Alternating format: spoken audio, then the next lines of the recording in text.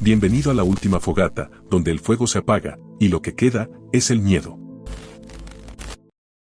Cuando acepté el puesto de velador nocturno en el antiguo internado St. Eloria, ya me habían advertido que el edificio tenía historia. Pero nadie me dijo que sus pasillos conservaban los ecos de lo que allí ocurrió. St. Eloria cerró en 1984 tras un incendio menor que dejó varios heridos. Aunque fue reparado, nunca volvió a abrir. Ahora sirve como bodega de archivos escolares. Me ofrecieron un contrato temporal para cuidar del lugar mientras se realizaban unas remodelaciones estructurales. Sonaba fácil, encender algunas luces, verificar cámaras y pasar la noche en una caseta equipada con café y radio. Pero desde la primera noche supe que algo estaba mal. A las 2:17 de la mañana, justo cuando me disponía a revisar las cámaras, el monitor parpadeó. Una de las tomas, el ala este, que debía estar completamente vacía, mostró movimiento. Una figura cruzó el pasillo caminando lentamente, casi flotando. No pude distinguir mucho, parecía una niña con uniforme antiguo, cabellos largos y oscuros. Cambié de cámara. Nada. Volví a la anterior. Vacía. Pensé que tal vez había sido un error del sistema. Una falla de interferencia. Pero el zumbido constante de la radio también se alteró en ese momento. Un pequeño chirrido, como si alguien hubiera susurrado algo, pero no logré entender qué. La segunda noche fue peor. Mientras hacía mi ronda en el tercer piso, pasé frente al salón de música. Dentro, un piano viejo permanecía cubierto con una manta. Al caminar por allí, escuché una nota.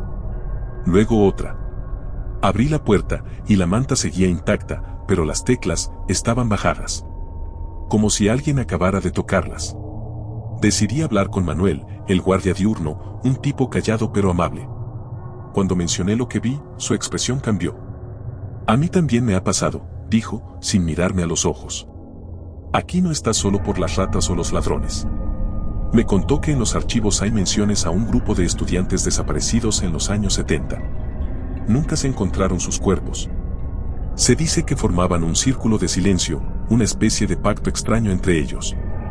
Los llamaban así porque, antes de desaparecer, dejaron de hablar, como si se hubieran prometido guardar un secreto que no podían compartir con nadie. Manuel me aconsejó no entrar al ala este, especialmente después de la medianoche. Me reí, pensando que era una especie de ritual del oficio. Pero esa noche, a las 3:03 de la mañana, la cámara del ala este volvió a activarse sola. Esta vez, no era solo una figura. Eran varias. Niños. De pie, frente a las ventanas, todos de espaldas, quietos. Tomé valor y bajé con mi linterna. Al llegar, el pasillo estaba desierto. Pero en el suelo, bajo una de las ventanas, encontré algo, un cuaderno infantil, cubierto de polvo y ceniza. En la primera página, escrita con letra temblorosa, solo una frase. Todavía estamos aquí, pero no debemos hablar. No sé por qué abrí el cuaderno. La tinta estaba deslavada, pero las frases aún eran legibles. Casi todas repetían lo mismo, como un mantra. No hablar. No romper el silencio. No mirar atrás. Había dibujos también. Trazos infantiles de niños sin boca, de ojos alargados como si gritaran hacia adentro. Y al final del cuaderno, un espacio en blanco, salvo por una palabra escrita en rojo. Atados. Volví a la caseta con el cuaderno en la mano, sintiendo que mis pasos resonaban más de lo normal. Revisé de nuevo las cámaras, el ala este seguía vacía. Pero las luces parpadearon por un instante, y esta vez, vi algo distinto. En el reflejo de la ventana que enfocaba el pasillo, se dibujaba mi rostro. Y justo detrás, una silueta delgada. Inmóvil. Observándome. Me giré con el corazón latiendo en la garganta. No había nadie. Ya no se trataba de miedo. Era algo peor. La certeza de que el lugar me estaba mirando. Probándome. Intenté hablar con la encargada del proyecto de remodelación al día siguiente. Le mostré el cuaderno. Me lo quitó de las manos sin leerlo y dijo que no debía haberlo tocado. ¿Dónde lo encontraste?, preguntó. Le respondí, y su rostro palideció. Me explicó que ese sector del internado se clausuró antes del incendio. Nadie debía entrar. Según documentos antiguos, allí fue donde los 5 estudiantes desaparecieron por última vez. Su profesor los había dejado a solas durante 1 hora para hacer una actividad de silencio total. Nunca más los vieron. No les hables, me advirtió al final. Si respondes, te van a elegir. Esa noche, no fui a trabajar. Me quedé en casa. Pero no dormí. A las 2 de la mañana, mi celular vibró. Un número desconocido. Atendí sin pensar. Nadie habló. Solo se escuchaban pasos. Luego, una voz suave, como de niño. Ya lo leíste. Ahora eres uno más. Colgué. El teléfono siguió vibrando. Lo apagué. No ayudó. A las 2:43 de la mañana, la radio de la cocina, una vieja, sin baterías ni corriente, se encendió sola. Emitía un tono grave, como un zumbido, seguido de una frase distorsionada. Te estamos esperando. No fui a trabajar al día siguiente tampoco, pero al llegar la noche 3, la culpa me venció. Regresé. Llevaba una cruz de metal colgada al cuello, como si eso pudiera protegerme. Manuel no estaba. No había café, ni luz en la caseta. Caminé hasta el 3er piso. Allí, en el salón de música, encontré el piano destapado. Y frente a él, una niña. Pequeña, de trenzas negras. No hablaba. Solo me miró y señaló hacia la pared. Allí, con tiza, alguien había escrito: guarda silencio o se lo llevarán. Al darme la vuelta, ella ya no estaba. Solo quedaba su sombra en el suelo, y el sonido agudo de una tecla que seguía vibrando sola. Esa noche decidí irme. No por miedo, sino porque sentía que ya no podía salir aunque quisiera. El internado no era un lugar, era una jaula. O peor, un eco. Algo que se repetía una y otra vez, arrastrando a los que escuchaban demasiado. Antes de irme, quise buscar a Manuel. No respondía llamadas ni mensajes. Fui al sótano. Desde la puerta, escuché algo, un murmullo colectivo. No gritos. No llanto. Solo eso, un murmullo. Como si muchas bocas hablaran al mismo tiempo, muy bajo. Bajé. Las paredes del pasillo estaban cubiertas de hojas arrancadas de cuadernos. Todas con frases idénticas escritas en bucle. No respondas. No hables. No rompas el silencio. Encontré la linterna de Manuel en el suelo. A su lado, su gorra. Y algo más, una hoja arrugada, empapada, con su letra. No pude no hablarles. Entonces, lo vi. Desde la sala al fondo del pasillo, salían sombras. Una detrás de otra. Eran niños, o lo parecían. Caminaban descalzos. Rostros sin rasgos. Algunos con la piel estirada, como si hubieran sido silenciados a la fuerza. Pero no caminaban hacia mí. Pasaron a mi lado, sin tocarme. Mirándome. Viéndome. Como si evaluaran algo. Yo no grité. No hablé. Solo apreté la cruz en mi cuello y retrocedí. Cuando salí del sótano, ya era de día. El sol nunca se sintió tan ajeno. Renuncié. Dejé el país. Pero aún tengo el cuaderno. No puedo deshacerme de él. Algo me lo impide. Si lo intento quemar, la tinta aparece de nuevo. Si lo entierro, lo encuentro bajo mi almohada. A veces, en la madrugada, escucho teclas de piano. O el zumbido grave en la radio. Hace 3 días, alguien tocó mi puerta a las 2 de la mañana. Miré por la mirilla. No había nadie. Solo una nota pegada en la pared, escrita con la misma caligrafía infantil. Tu silencio nos trajo hasta ti. Gracias. No sé por qué acepté aquella invitación. Tal vez por la presión social, tal vez por la extraña necesidad de comprobar que lo que contaban era solo eso, historias. Pero esa noche, parado frente a la llamada casa del eco roto, supe que algo no encajaba. Las ventanas tapiadas, las grietas en las paredes, y ese olor a humedad atrapada durante décadas. Era como si el lugar respirara por sí mismo, lento y denso. El nombre venía de un fenómeno inexplicable. Cualquiera que hablaba dentro de la casa aseguraba que su voz no rebotaba como en cualquier otra habitación cerrada. El sonido no regresaba. No había eco. Al contrario, se sentía como si las palabras fueran absorbidas, tragadas por el aire. Como si alguien o algo las estuviera escuchando desde el otro lado. Fui con 3 amigos. Nos reímos para disimular el miedo. Llevábamos linternas, snacks y una grabadora vieja con la que pensábamos capturar alguna psicofonía para mofarnos luego en redes. Pero al cruzar el umbral, todos callamos. No por un acuerdo tácito, sino porque algo en el ambiente nos apretaba el pecho. Estuvimos explorando la sala principal cuando alguien, creo que fue Leo, gritó y eco. Nada. Solo el zumbido de nuestras linternas. El sonido se desvaneció como si nunca hubiera existido. Él lo repitió, esta vez más fuerte. Seguía sin haber rebote. Fue entonces cuando Carla, que estaba grabando con su celular, preguntó si alguien más había oído los pasos.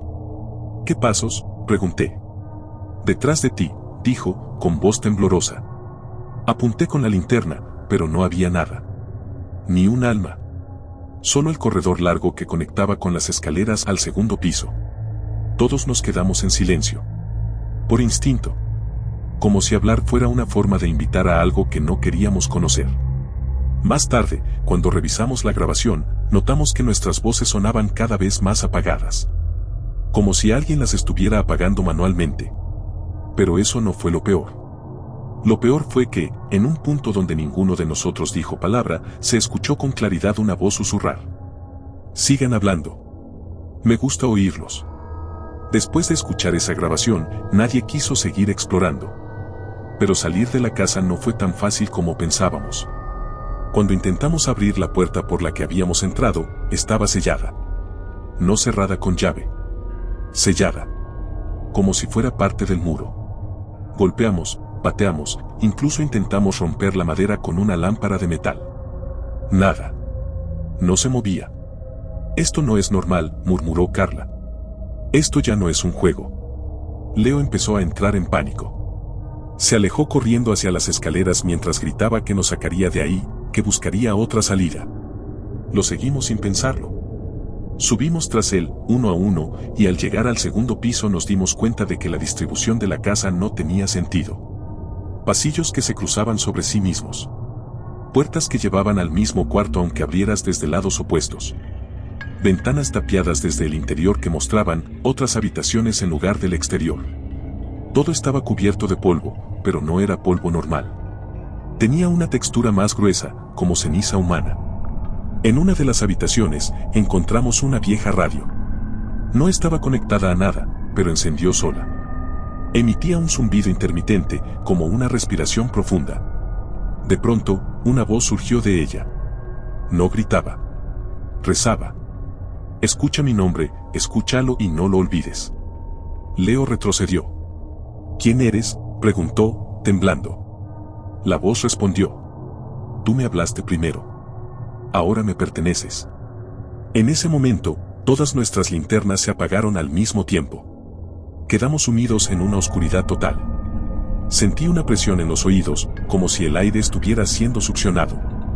Escuché pasos alrededor, pero no eran de ninguno de nosotros. Eran demasiado livianos, demasiado veloces, como si alguien caminara sin tocar el suelo. Carla encendió su celular para alumbrar con la pantalla. Frente a nosotros, en el reflejo de un viejo espejo empolvado, vimos a Leo. Solo que él no se movía como Leo. Se quedaba mirando fijamente el espejo, mientras una figura, negra, alargada, sin rostro, se deslizaba lentamente detrás de él.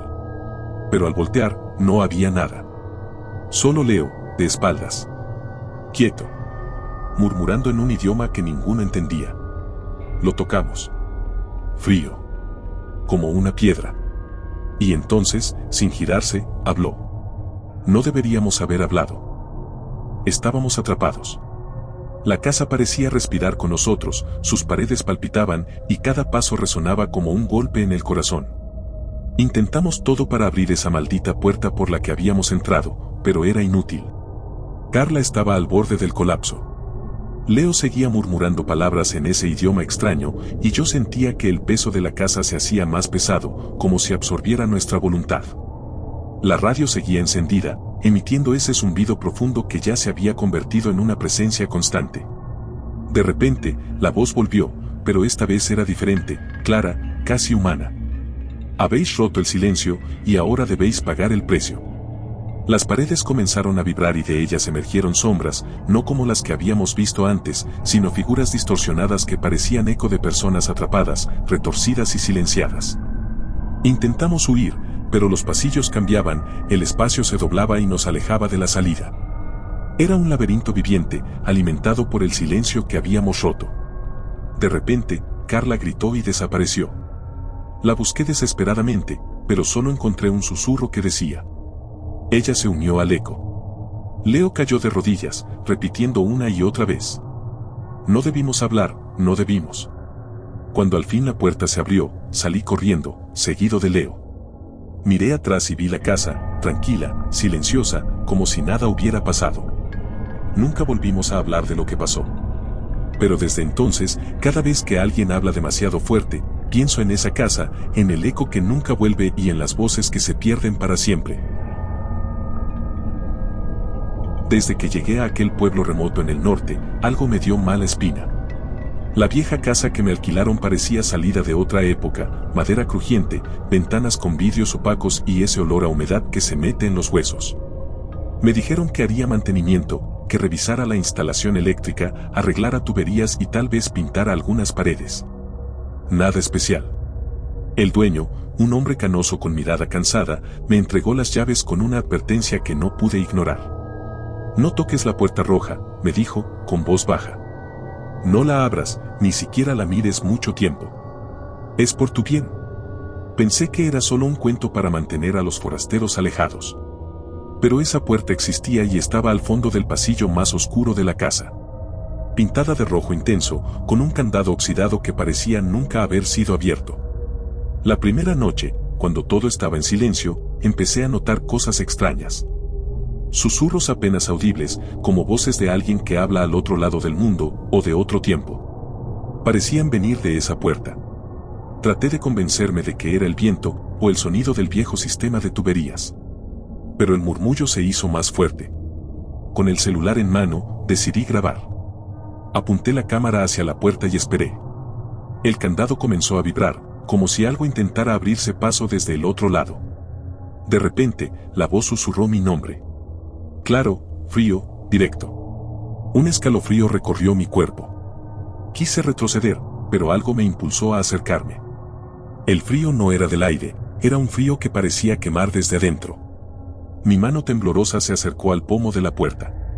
En ese instante, una ráfaga de aire helado me golpeó la cara y escuché un grito lejano, desgarrador, como si alguien estuviera atrapado gritando desde la oscuridad. Caí hacia atrás, jadeando. Decidí que esa noche dormiría en el salón, lejos de esa puerta. Pero el murmullo no se detuvo. A veces se transformaba en lamentos, a veces en risas bajas, burlonas, que me hacían querer taparme los oídos. Los días siguientes, cada vez que pasaba cerca, sentía que la puerta me observaba, que esperaba algo.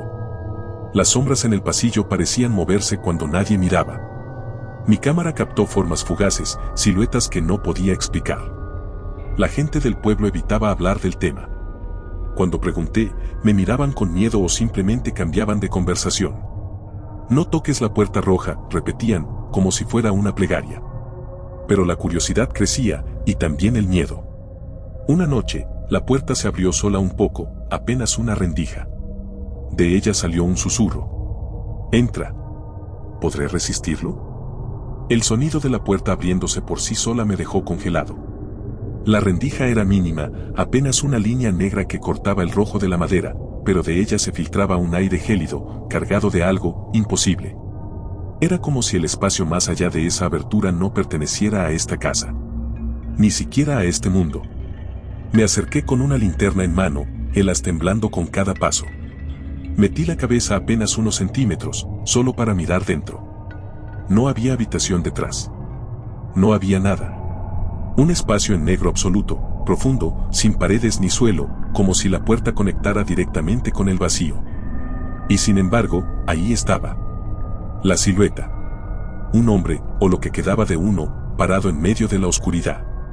Alto, con los brazos colgando de forma antinatural y la cabeza inclinada hacia un lado. No tenía rostro, solo piel estirada donde deberían ir los ojos, la nariz y la boca. Y aún así, podía sentir que me miraba directamente. Cerré la puerta de golpe. Pasé el resto de la noche sin dormir. Cada vez que cerraba los ojos, lo veía. De pie al otro lado de la puerta, esperando. Lo peor fue que, aunque la cerré, al día siguiente la encontré entreabierta de nuevo.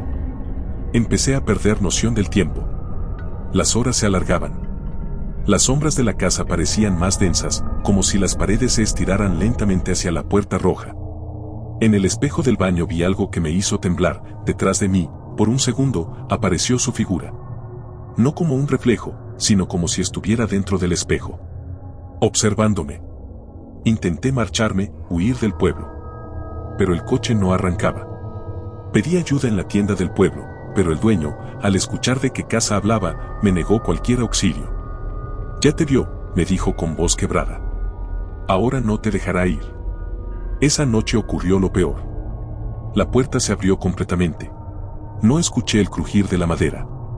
Simplemente desperté con el sonido de pasos en la casa. Lentos. Pesados. Caminando directamente hacia mí. Apagué la luz y me escondí bajo la cama como un niño asustado. Desde mi escondite, vi cómo sus pies descalzos se detenían frente a la cama. Eran largos, desproporcionados, con uñas negras y huesudas. Permaneció ahí, en silencio, sin moverse. Y entonces, habló. Su voz no provenía de una garganta, sino de todas las paredes a la vez. Ya abriste la puerta. Ahora, eres parte de esto. No recuerdo haber gritado. Solo recuerdo despertar en el suelo, solo, temblando, con marcas negras en mis brazos. Como dedos que no pertenecían a ninguna criatura humana. Y lo peor, lo más cruel, fue notar que la puerta roja ya no estaba. Ahora solo Hecker. Pero los susurros siguen. Más cerca que nunca. Han pasado días o semanas desde que la puerta desapareció. No hay señales de que alguna vez haya existido, ni marco, ni bisagras, ni marcas en el suelo. Solo pared blanca, lisa, aunque si uno se acerca lo suficiente, puede oírlo. Yo sí lo oigo. Los susurros ya no vienen solo de la noche. A veces, mientras lavo los platos, o mientras intento dormir, lo escucho detrás de la pared, ese arrastrar de pies, ese crujido de huesos, ese jadeo contenido, como si estuviera ahí, justo detrás, esperándome. Intenté sellar el cuarto, cubrir la pared con muebles, incluso dormir en la sala. Pero él está en todas partes. No lo veo. Pero está. Presente. Como un pensamiento que no puedo sacarme de la cabeza. Como si me habitara por dentro.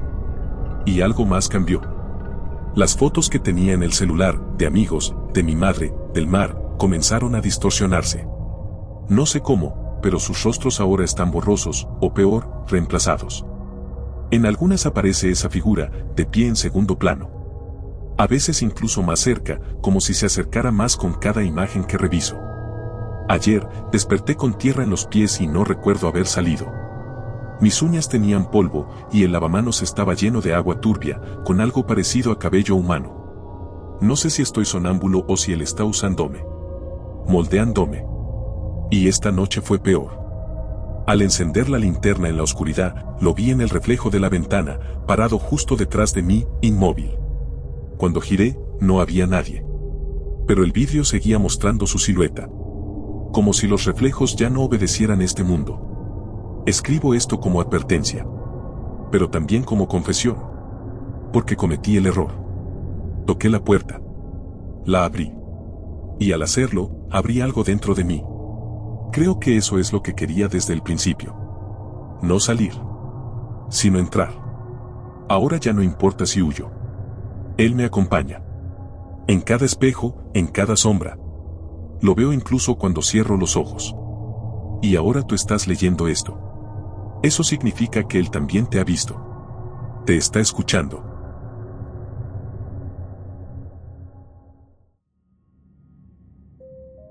Lo que acabas de escuchar es solo una de muchas historias que nunca deberían haber sido contadas. Pero ya es tarde. Ya la escuchaste. La fogata sigue encendida. Y mientras arda, alguien tiene que hablar. Suscríbete si querés seguir bajando conmigo a lo desconocido. Hasta la próxima historia. Ojalá no sea la tuya.